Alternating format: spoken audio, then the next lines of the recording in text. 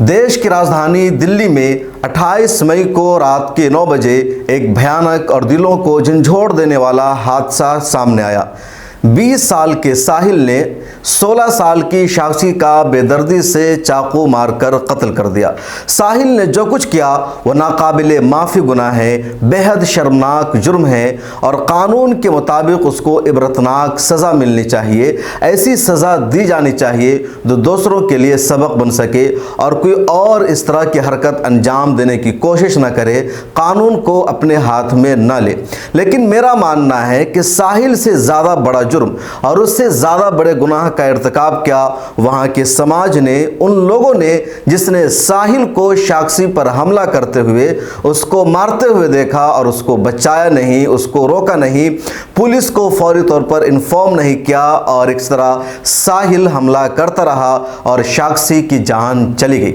और उस समाज से ज़्यादा बड़ा जुर्म का इर्तिकाब क्या है, उससे ज़्यादा बड़ा जो मुजरिम है वह है हमारे देश की मीडिया, यहाँ के टीवी चैनल, मेन स्ट्रीम अखबारात और टीवी चैनल, जिन्होंने इस कत्ल की असल वजह बताने के बजाय, इस क्राइम के असल मामला का इंकशाफ करने के बजाय इसको हिंदू और मुसलमान से जोड़ दिया, लव जिहाद का एंगल यहाँ तलाश कर लिया और समाज में और नफरत भरने का काम किया। देश की मीडिया ने असल वजह नहीं बताई, जिसकी वजह से ऐसे मामले और बढ़ सकते हैं, क्राइम का सिलसिला बढ़ता रहेगा। यह कोई पहला मामला नहीं है, बल्कि इस तरह के क्राइम के वाक़ात लगातार सामने आते हैं जहां कोई आशिक अपनी माशूका का कत्ल कर देता है, कभी कोई आशिक अपनी माशूका को समंदर और दरिया में फेंक देता है, कभी कोई आशिक अपनी माशूका को ब्रेकअप की वजह से, किसी और वजह से या धोखाधड़ी के इल्ज़ाम में बेदर्दी से मार देता है। किरदार अलग अलग होते हैं, कभी आशिक का नाम अंकित और माशूका का नाम परवीन होता है, कभी आशिक का नाम परवीन कुमार और माशूका का नाम फातिमा होता है, कभी दोनों एक नाम जैसे होते हैं, कभी नाम अलग अलग होता है। लेकिन मीडिया में वही खबर या वही हादसा सबसे बड़ी खबर बनकर जगह पाती है, जिसमें कातिल का नाम मुसलमानों जैसा होता है, उर्दू वाला होता है, जिसके बारे में ये गुमान हो जाता है कि इसका मज़हब इस्लाम है और जिसका कत्ल किया जाता है उसका मज़हब इस्लाम नहीं है बल्कि वो दूसरे मज़हब से ताल्लुक़ रखती है।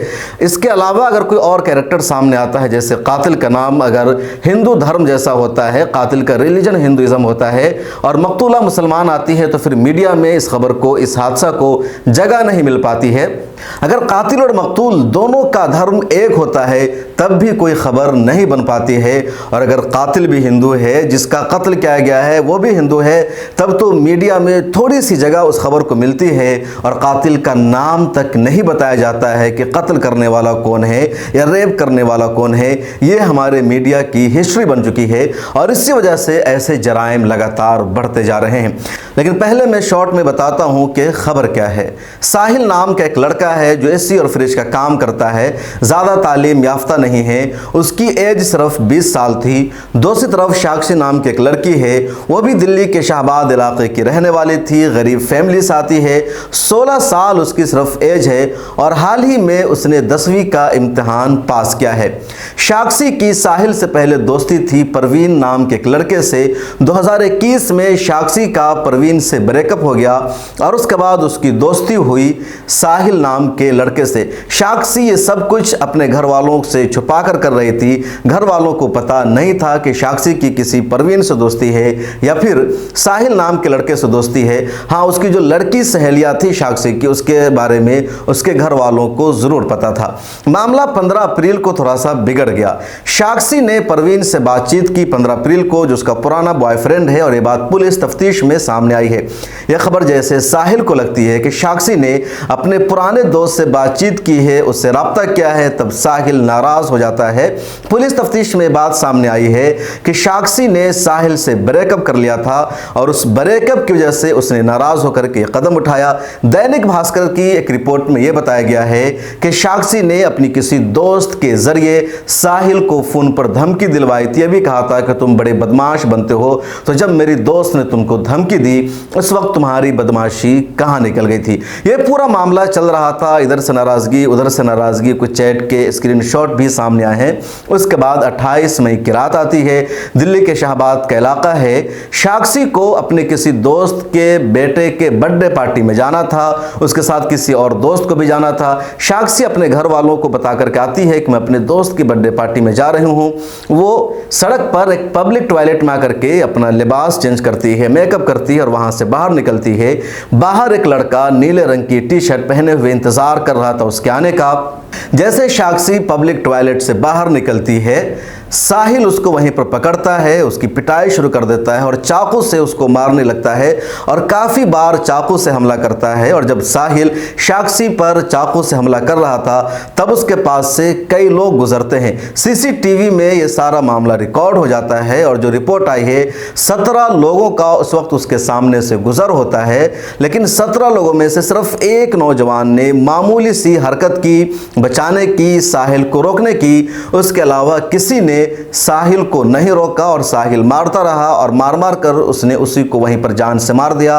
उसके आधे घंटे के बाद पुलिस को खबर मिलती है, पुलिस वहां पहुंचती है। फिर साक्षी के माँ बाप को पता चलता है, वो लोग वहां पर पहुंचते हैं और पता चलता है साक्षी है, उनकी बेटी है, उसके साथ साहिल ने ये सब हरकत अंजाम दी है। साहिल वहां से फौरन बुलंदशहर फरार हो जाता है। पुलिस बुलंदशहर जाकर के उसको गिरफ्तार कर लेती है। इस वक्त उसको पुलिस रिमांड में भेजा गया है। साहिल का कहना है कि मेरी दोस्त ने मेरे साथ ब्रेकअप किया था, मुझे धोखा दिया था, इसलिए मैंने उसके साथ ये हरकत की, मैंने उसका कत्ल कर दिया है और मैंने जो कुछ किया है उस पर मुझे पछतावा नहीं है। साहिल ने यह सब पुलिस से बातचीत और तफ्तीश में कहा है। ये पूरी खबर है और मुझे उम्मीद है कि पुलिस कानून के मुताबिक कार्रवाई करेगी, अदालत में केस चलेगा और साहिल को सज़ा मिलनी चाहिए। लेकिन साहिल ने जो कुछ हरकत अंजाम दी है, जिस भयानक जुर्म का इर्तिकाब किया है, उसका सबब क्या है? उसका सबब है दोस्ती करना, लिव इन रिलेशनशिप में रहना और माँ बाप को छुपा करके एक दूसरे से ताल्लुक़ बनाना। ये हर समाज में हर जगह इस वक्त पाया जा रहा है। ये यूरोप का आया हुआ कल्चर है, live in relationship, boyfriend girlfriend बनाना, और इस सबब से यहाँ भी हादसा हुआ और लगातार ऐसे हादसे हो रहे हैं। लेकिन गोदी मीडिया ने लिव इन रिलेशनशिप और दोस्ती को वजह बताने के बजाय लव जिहाद का एंगल बता दिया या इस्लाम और मुसलमान का एंगल इसको बता दिया, जबकि दूर दूर तक इसका कोई ताल्लुक नहीं है। इसमें साक्षी की कई दोस्तों से पुलिस ने बातचीत की है, किसी ने अभी तक ये नहीं कहा कि साहिल ने उसको मुसलमान बनने के लिए कहा या शादी की बातचीत हुई, ऐसा कुछ भी एंगल सामने नहीं आया।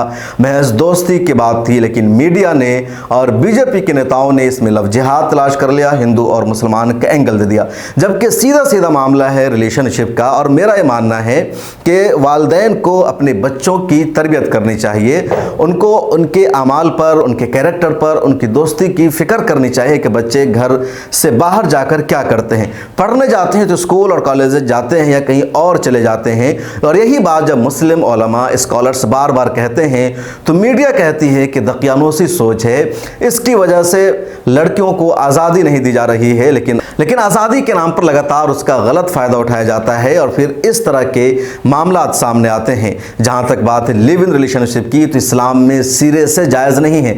इस्लाम में वाज़ेह तौर पर कहा गया है कि किसी भी अजनबी लड़की के साथ ऐसा कोई रिश्ता जायज़ नहीं है। बग़ैर निकाह और शादी के दो लड़के और लड़की या मर्द और औरत आपस में बिल्कुल भी नहीं मिल सकते हैं। वाज़ेह तौर पर इस्लाम में इसकी ममानत आई है। महरम के अलावा किसी से इस्लाम में एक मर्द को बात तक करने की इजाज़त नहीं दी गई है। इस्लाम लिव इन रिलेशनशिप और जितना सारा कल्चर है उसकी सख्ती से ममानत करता है, और अगर ऐसा कोई भी लड़का ये सब करता है तो इस्लाम के ख़िलाफ़ है, वो मुसलमानों के कल्चर के ख़िलाफ़ है और ख़ुद भारतीय समाज और कल्चर के भी ख़िलाफ़ है कि कोई लड़का दोस्ती करे, खा वो अपने मज़हब में करे या मज़हब से बाहर जा कर के करे।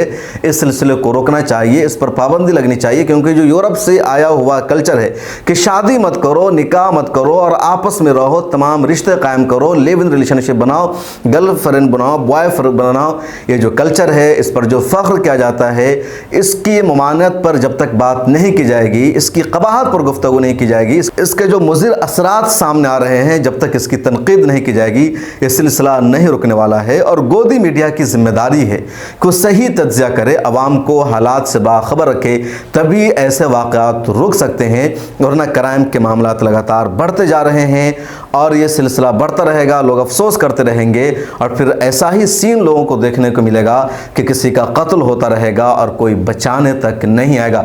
इस वीडियो में इतना ही। कमेंट सेक्शन में आप अपनी राय ज़रूर दीजिए कि इस पूरे मामला के लिए जिम्मेदार कौन है और क्यों ऐसा वाक़या नहीं रुक पा रहा है।